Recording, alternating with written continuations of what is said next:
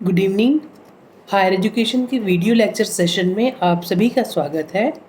आज हम BCom part 3 auditing में यूनिट 5 में रीसेंट ट्रेंड्स इन ऑडिटिंग के अंतर्गत टैक्स ऑडिट की स्टडी करेंगे। जैसे कि हम इस यूनिट में पहले मैनेजमेंट ऑडिट और कॉस्ट ऑडिट की स्टडी कर चुके हैं।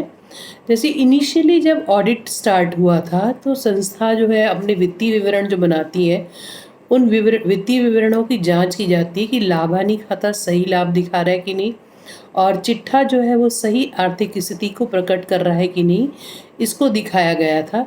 इसी पर्पज से बनाया गया था। लेकिन क्या होता है कि एक वित्तीय विवरण जो होते हैं उसमें बहुत सारे पक्षकारों का हित जुड़ा हुआ रहता है। जैसे इन्वेस्टर्स का भी इंटरेस्ट रहता है उसमें, बैंक और क्रेडिटर्स का भी इंटरेस्ट रहता है, सप्लायर्स, टैक्स अथॉरिटीज़ जो रहते हैं और ट्रेड यूनियन वाले श्रम प्रतिनिधि जो रहते हैं, उन सब का भी इंटरेस्ट इसमें जुड़ा रहता है। तो इसलिए ये जो वित्तीय विवरण बनाए जाते हैं व्यवसाय के, वो इतने सारे पक्षकारों की आवश्यकता की पूर्ति के लिए एक साथ सक्षम नहीं होते हैं। तो कई बार कुछ विशेष आवश्यकताओं की पूर्ति के लिए संस्था के द्वारा कुछ सूचनाओं को लेकर विशेष विवरण बनाए जाते हैं और उन विशेष विवरणों की जांच जो है प्रोफेशनल ऑडिटर्स के द्वारा की जाती है। इसी संदर्भ में इनकम टैक्स एक्ट 1961 के अंतर्गत कुछ विशेष प्रावधान किए गए हैं, जिसके अंतर्गत किसी व्यावसायिक संस्था जो है, कोई व्यावसायिक संस्था जो है, उसकी वित्तीय स्थिति का सही और शुद्ध प्रमाणन तो अंतिम खातों से हो जाता है, लेकिन उस पर जो कर निर्धारण किया जाता है या उनके द्वारा जो डिडक्शन लिया जाता है या संपत्तियों पर हाश चार्ज किया जाता है, तो उन खातों की शुद्धता, वैधता और प्रमाणिकता को सत्यापित करने के लिए क्या किया जाता है कि जो अंशधारी रहते हैं या सप्लायर रहते हैं, उन सब के द्वारा उन वित्तीय लेखों का आयकर अधिनियम 1961 के प्रावधान के आधार पर कर निर्धारण हेतु लेखों का अंकेक्षण करवाया जाता है। मतलब जनरल जो ऑडिट होता है ना, वो कंपनीज एक्ट के अधीन ऑडिट होता है, लेकिन जब इनकम टैक्स एक्ट 1967 के प्रावधानों के तहत अगर कंपनी के खातों का या व्यावसायिक संस्था के खातों का अंकेक्षण होता है तो इसको हम टैक्स ऑडिट कहते हैं। अलग अलग रिक्वायरमेंट के हिसाब से अलग अलग चीज़ें होती हैं। तो टैक्स ऑडिट जो है वो किसके लिए कंपल्सरी रहता है, ये हमको देखना है। टैक्स ऑडिट किसके लिए कंपल्सरी रहता है? इसमें ऐसा कोई भी व्यक्ति या संस्था जो कि व्यापार करता है और उसके व्यापार का कुल विक्रय या सकल प्राप्ति, टोटल सेल या ग्रॉस रिसिप्ट जो है, दोनों में से कोई भी चीज़ प्रीवियस ईयर में, गत वर्ष में 1 करोड़ रुपए से अधिक हो। अब इसमें हम व्यापार के अंतर्गत क्या लेते हैं कि कोई भी व्यापार जिसमें हम ट्रेडिंग एक्टिविटी भी लेते हैं, कमर्शियल एक्टिविटी भी लेते हैं और किसी इंटरप्राइज की मैन्युफैक्चरिंग एक्टिविटीज़ को भी लेते हैं। ट्रेडिंग, कमर्शियल और मैन्युफैक्चरिंग नेचर के कोई भी इंस्टीट्यूशन जो रहते हैं और जो कि ऐसे इनकी अगर टर्नओवर जो है पिछले साल में या सकल प्राप्तियां जो हैं वो 1 करोड़ से अधिक होती हैं, तो ऐसी दशा में उनको टैक्स ऑडिट कराना कंपलसरी रहता है। अब हम इसमें ये देखेंगे कि विक्रय और आवर्त, जो टर्नओवर है विक्रय में है, क्या क्या शामिल है। इनकम टैक्स लॉ में विक्रय के लिए कोई परिभाषा नहीं दी गई है, किंतु इंस्टीट्यूट ऑफ चार्टर्ड अकाउंटेंट जो है उसने इसको डिफाइन किया हुआ है, सेल्स में क्या क्या आएगा और हम क्या नहीं लेंगे। तो यूजुअली सेल्स में हम जो मेन प्रोडक्ट जो रहता है उसका विक्रय के साथ साथ, अगर कोई कंपनी स्क्रैप का सेल करती है, जॉइंट प्रोडक्ट या बॉय प्रोडक्ट को सेल करती है, सह उत्पाद का विक्रय भी करती है, अवशिष्ट का विक्रय करती है, तो उसे भी विक्रय में लिया जाएगा। लेकिन अगर ट्रेड डिस्काउंट दिया जाता है, सेल्स रिटर्न होता है या मूल्य का समायोजन या बिलों का कैंसिलेशन होता है, मान लीजिए ट्रेड डिस्काउंट अगर होता है, मूल्य का समायोजन होता है, सेल्स रिटर्न होता है, तो ऐसी दशा में जो निरस्त किए गए बिल रहते हैं उसको विक्रय में से घटाया जाता है। इसके साथ साथ कैश डिस्काउंट, कमीशन और बैड डेब्ट्स रिटर्न ऑफ जो रहते हैं, नगद छूट, कमीशन और जो अप्राप्य ऋण अपलिखित रहते हैं, इन सबको विक्रय में से नहीं घटाया जाता है, क्योंकि इनको ऑलरेडी लाभानी खाते के डेबिट पक्ष में ये मदें दिखाई जाती हैं, इसलिए इनको विक्रय में से नहीं घटाया जाता है। इसके साथ साथ विक्रय में सेल्स टैक्स और जो शुल्क रहते हैं वो विक्रय में तभी सम्मिलित किए जाते हैं जब वो विक्रय मूल्य का एक भाग हो। सेल्स टैक्स और जो शुल्क होते हैं वो विक्रय में तभी सम्मिलित होते हैं जब वो विक्रय मूल्य का एक भाग हो। अगर इनको अलग से वसूल किया जाता है तो ये विक्रय का एक पार्ट, तो ये एक विक्रय, तो इसको हम विक्रय में सम्मिलित नहीं करते हैं। उसके अलावा पैकिंग चार्जेस, फ्रेट जो माल पहुंचाने के लिए भाड़ा लिया जाता है, या इससे संबंधित कोई अन्य व्यय जो कि विक्रय में शामिल नहीं किए जाते हैं, तो उनके बिल को पृथक से दिखाया जाता है, इसको हम विक्रय में शामिल नहीं करते हैं। स्थायी संपत्ति या विनियोग से जो राशि प्राप्त होती है उसको भी विक्रय में शामिल नहीं किया जाता है। तो इस प्रकार स्पष्ट है कि अगर किसी व्यावसायिक संस्था जो व्यापार, निर्माण या ट्रेडिंग के कमर्शियल एक्टिविटी में लगी रहती है, अगर उसका टर्नओवर 1 करोड़ से अधिक है तो 1 करोड़ से अधिक होने पर उस टर्नओवर को, उस संस्था को टैक्स ऑडिट कंपलसरी रहता है। लेकिन टर्नओवर या विक्रय में क्या आता है ये हमको देखना बहुत ज़रूरी होता है कि क्या इसमें ज़रूरी है। सकल प्राप्तियां भी इसकी सकल प्राप्तियां भी 1 करोड़ से अधिक। अब हम सकल प्राप्ति में क्या लेंगे, इनकम टैक्स एक्ट जो है उसके 44AB के अंतर्गत अगर इंस्टीट्यूट द्वारा निगमित कर जो रहते हैं, अंकेक्षण से संबंधित जो दिशा निर्देश बनाए गए हैं, उसमें सकल प्राप्तियां मतलब ऐसी सभी प्राप्तियां जो व्यवसाय और पेशे के माध्यम से अर्जित की जाती हैं, व्यवसाय और पेशे के माध्यम से अर्जित की जाती हैं। और इसके अनुसार व्यापार और पेशे के लाभ एवं प्राप्तियों में क्या क्या सम्मिलित है, इसके अनुसार आयात लाइसेंस की बिक्री का लाभ भी सकल प्राप्ति में आ जाएगा। अगर नगद सहायता मिलती है सरकार से, स्पेशली एक्सपोर्ट से रिलेटेड, अगर कोई फर्म एक्सपोर्ट बिजनेस में इन्वॉल्व है और गवर्नमेंट से उसको कैश ऐड मिलता है या सहायता मिलता है कोई, तो वो भी इस सकल प्राप्तियों में आएगा। अगर आयात लाइसेंस के विक्रय पर लाभ होता है वो भी सकल प्राप्तियों में आएगा। किसी फर्म के साझेदार को कोई ब्याज, वेतन, बोनस, कमीशन दिया जाता है वो, और इंश्योरेंस क्लेम, ये सारी चीज़ें जो है वो सकल प्राप्तियों के अंतर्गत आती हैं। तो हमने क्या देखा इसमें कि जो व्यापार करता है उसके व्यापार की कुल विक्रय या सकल प्राप्ति जो है वो प्रीवियस ईयर में 1 करोड़ से अधिक होती है, तभी उसको टैक्स ऑडिट करवाना अनिवार्य होता है।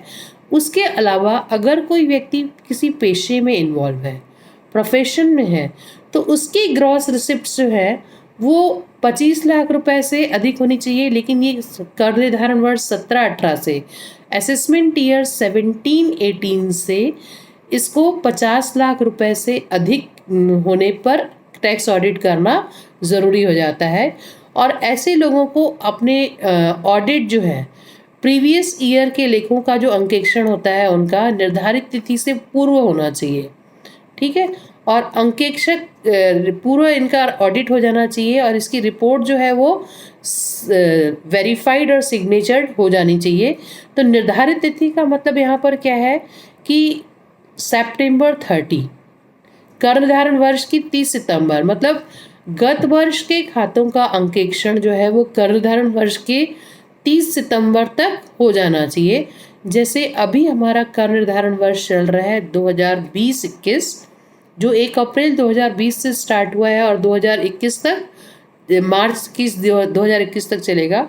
तो इसमें सितंबर 30 तक टैक्स ऑडिट हो जाना चाहिए। कब? वर्ष 2019-20 के खातों का टैक्स ऑडिट जो है वो सितंबर 2030 तक 30 सितंबर 2020 तक हो जाना चाहिए, ये होता है। तो इसमें क्या होता है कि अगर मान लीजिए कोई संस्था जो है इस तरीके से टैक्स ऑडिट नहीं करवाती है तो उसको पेनल्टी भी चार्ज होती है। गत वर्ष के लेखों का अंकेक्षण कराने में अगर संस्था असमर्थ रही है किसी भी कारण से, या अपनी रिपोर्ट प्रस्तुत करने में असमर्थ रही है, तो जो कि धारा 44 ए बी के अंतर्गत अनिवार्य थी, तो कर निर्धारण अधिकारी ऐसे व्यक्तियों को पेनल्टी चार्ज करता है।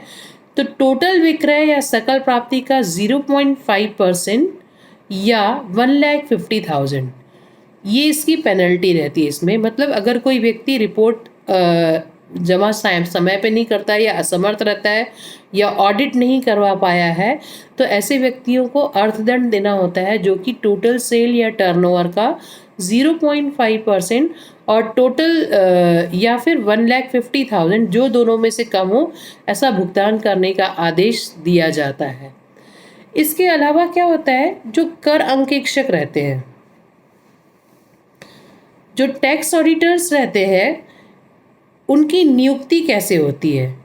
यूजुअली जो चार्टर्ड अकाउंटेंट एक्ट है 1949, उसकी सेक्शन 7 के अंतर्गत, धारा 7 के अंतर्गत जो अंकेक्षण का कार्य करते हैं चार्टर्ड अकाउंटेंट, उनके द्वारा ही किया जाता है।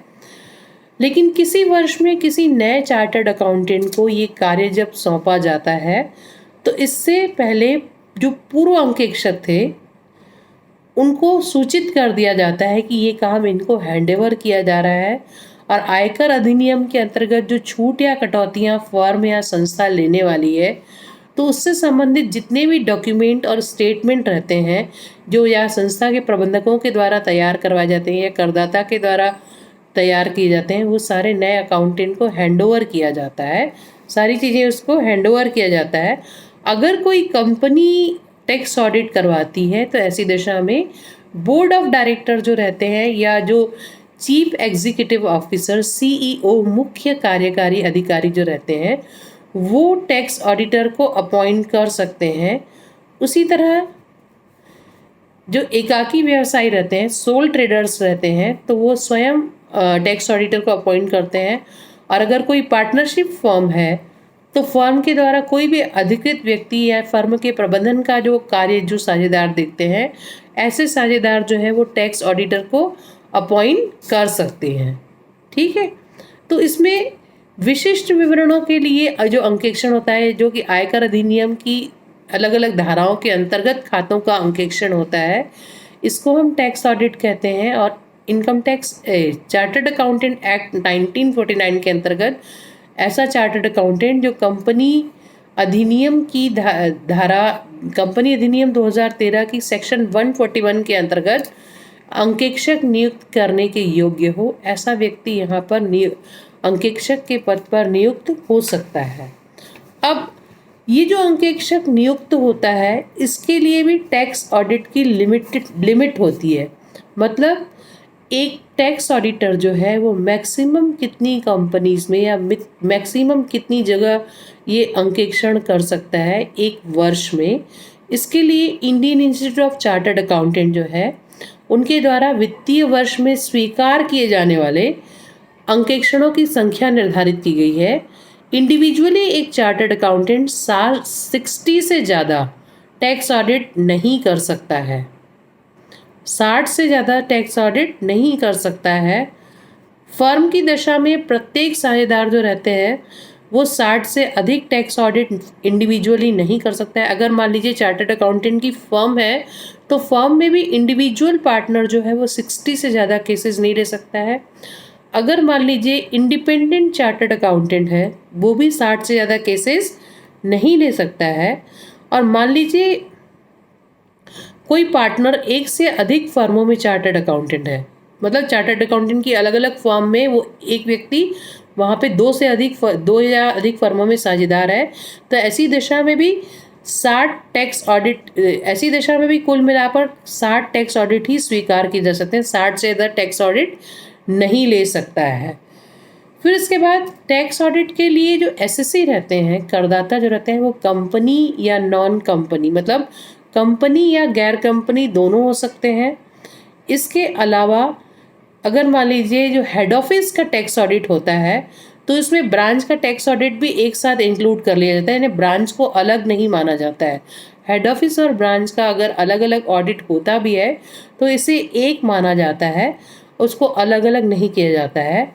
अगर मान लीजिए टैक्स ऑडिट दो फर्मों के द्वारा, मतलब ऑडिटर्स की दो फर्म के द्वारा मिलकर किया जा रहा है, तो इसको एक ही माना जाएगा। भले ऑडिट करने वाली संस्थाएं दो हैं, लेकिन जिस संस्था का ऑडिट हो रहा है, जो करदाता संस्था है, वो एक ही है। ऑडिट करने वाली संस्थाएं दो हैं, तो इसको हम अंकेक्षण के दृष्टिकोण से एक ही फॉर्म मानेंगे। इसमें हम उसको दो नहीं मानेंगे। भले करने वाले दो या दो से अधिक फर्मों से हो सकते हैं, लेकिन संस्था एक ही है, करदाता संस्था एक ही है, तो इसलिए हम इसको इसके अंतर्गत लेते हैं। उसी प्रकार क्या होता है, अब हम देखेंगे अंकेक्षण की कर अंकेक्षक की रिपोर्ट। टैक्स ऑडिटर जो रहते हैं उनकी रिपोर्ट जो रहती है वो इनकम टैक्स एक्ट की का जो रूल है, नियम है 6G के अनुसार सेक्शन 44A(B) के अंतर्गत जो टैक्स ऑडिट किए जाते हैं वो एक प्रॉपर प्रोफॉर्मेट में होती है। और कोई व्यक्ति जो व्यापार या पेशे को चलाता है और इसके लिए किसी अधिनियम के अंतर्गत लेखों को किसी अधिनियम के अंतर्गत लेखे रखना इसके लिए आवश्यक है, तो टैक्स ऑडिट रिपोर्ट जो रहती है वो उसकी फॉर्म संख्या 3CA में जमा करनी होती है। और सारे विवरण जो है एक प्रपत्र फॉर्म जो है वो 3CD में संलग्न करने पड़ते हैं। तो ये व्यापार या पेशे चलाने वाले व्यक्तियों के लिए फॉर्म नंबर 3CA और 3CD रहता है। एक व्यक्ति जो किसी व्यापार या पेशे को चलाता है और उसके लिए किसी अधिनियम के अंतर्गत मान लीजिए लेखों का अंकेक्षण आवश्यक नहीं है, जिसके लिए लेखों का अंकेक्षण आवश्यक नहीं है, तो उसको tax audit report form 3CB में जमा करनी होती है। 3CB में टैक्स ऑडिट रिपोर्ट जमा करनी होती है। और जिनको और जो विवरण रहते हैं वो प्रपत्र 3CD में जमा करने होते हैं। मतलब अगर कोई व्यापार और पेशा चलाता है और किसी अधिनियम के अंतर्गत लेखों का अंकेक्षण अनिवार्य है, तो फॉर्म संख्या 3CA होगी, 3CA। और ऐसे संस्था के लिए जो विवरण होंगे वो 3CD होंगे। और जिनके लिए किसी अधिनियम के अंतर्गत लेखों का अंकेक्षण अनिवार्य नहीं है या आवश्यक नहीं है, तो इनके लिए जो फॉर्म नंबर होगा रिपोर्ट के लिए 3CB, और जो विवरण होंगे प्रपत्र जो होंगे उनके लिए फॉर्म जो होगा 3CD होगा। इसके अलावा क्या होता है कि कुछ स्पेसिफिक संस्थाएं रहती हैं, उनके स्पेसिफिक वर्क रहते हैं, विशेष व्यवसाय या पेशे रहते हैं जिनके लिए करमुक्त सीमा भी अधिक रहती है। तो उनके लिए जो रिपोर्ट रहते हैं ना, रिपोर्ट दाखिल करने के लिए एक अलग अलग प्रकार के फॉर्म रहते हैं। जैसे जो कंपनियां चाय, कॉफ़ी और रबर विकास खाते में इन्वॉल्व रहती हैं, तो उनके लिए अलग फॉर्मेट रहता है। कुछ कंपनीज़ को और संस्थाओं को प्रारंभिक व्ययों में कटौती लेनी होती है, तो उनके फॉर्मेट अलग होते हैं। जो माइंस के एक्सकर्शन में खनिज पदार्थों की खोज और डेवलपमेंट में लगी हुई कंपनीज रहती हैं, तो उनके लिए फॉर्म संख्या और नियम संख्या अलग काम करती हैं। इसके अलावा जो इंफ्रास्ट्रक्चर डेवलपमेंट कंपनीज रहती हैं, स्पेशल इकोनॉमिक जोन वाली कंपनीज रहती हैं, या स्पेसिफिक कारोबार जो रहते हैं, अधोसंरचना विकास से संबंधित उपक्रम रहते हैं, या विशेष राज्यों में स्थापित उपक्रम जो रहते हैं, उनके लिए भी स्पेसिफिक फॉर्म संख्या निर्धारित की जाती है। तो इसलिए इनकी फॉर्म संख्या जो रहती है वो आयकर अधिनियम में या दिए हुए फॉर्म्स के आधार पर ही उन्हीं फॉर्म्स में स्टेटमेंट और ऑडिट रिपोर्ट देनी होती है।